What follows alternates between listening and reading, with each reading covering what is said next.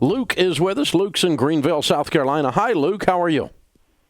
Good. How about yourself? Better than I deserve. What's up?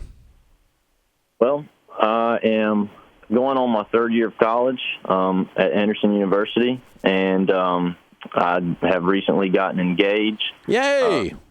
We met our freshman year in college. She's from Concord, North Carolina, and she'll graduate with probably a little bit of debt. Not exactly sure how much. She'll probably have less than I will. I'm a highball it. Probably maybe we've talked about it. Probably about $15,000.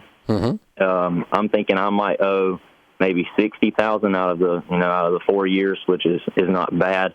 I never actually intended on going to college. My senior year, I had a job set up. I was going to go in and do CNC machining and things like that. But kind of long story short, I'm very big into music. I love music, and I feel like I know it's a calling that God has put on my life, and I've decided to chase it. Doors have opened up, and my SAT and ACT scores wasn't high enough to even get me into Greenville Tech, much less a four-year university, but God had opened up the doors and provided the money for me to even go to a four-year university. So I'm there. I'm getting a music degree, and so I play gigs about every weekend, and I'm a workaholic. I do landscape-type stuff. I've been doing that ever since I was How can I help you today? Freshman.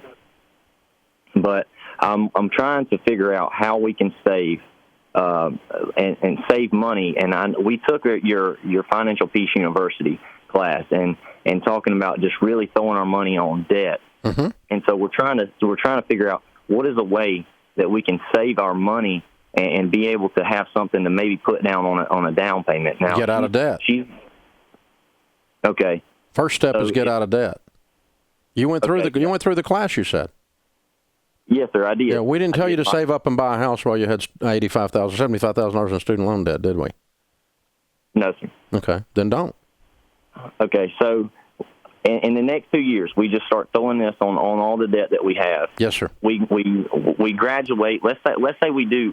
I don't think it'll happen, but let's say we do get it. We're debt free in 2 years once we graduate. Now we need to buy a house or something. But we have, being that we threw all our money down on debt, we are debt free. But like, where we get that $10,000 or whatever to put down on a down payment or something like that? Where do you go then? Okay, well, let's try to think this through for a second. All right, you said you have 2 years of school left. Yes, sir. And when are you planning on getting married? Oh, we'd like to get married after we graduate. Oh, in 2 years. Yes, sir. Okay, so she has $15,000 in debt. You have $60,000. We don't have anything until we're married. Exactly. Okay, but let's talk about you for a second. Let's pretend that because you work like an animal, because you're a self-admitted hard-working guy, that you paid off $60,000 worth of debt in 2 years, which is what you just described. Yes, sir. But you have no money. If you rented an apartment for the first year of marriage, and both of you are working and you're married, by then she would be debt-free too easily. If you can pay off 60, she can pay off 15. I'm not sure that's going to happen, but let's just use that because that's the scenario you laid out. If you can pay off 60 in 2 years, why couldn't you save 30 in 1 year? That's the same rate. Okay. So 1 year later, you'd have $30,000, which would be your emergency fund plus your down payment. Okay. And you would be debt-free.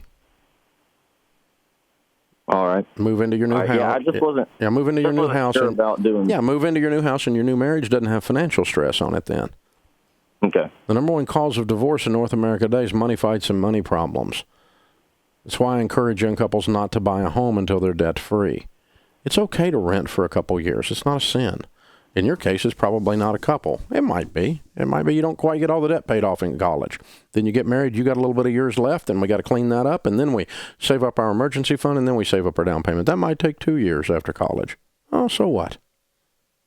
So what? When you move in a house with no house payment, with no payments except the house payment, no payments in the world except that house payment, and you have your emergency fund in place, plus your down payment, the house will be a blessing instead of a curse.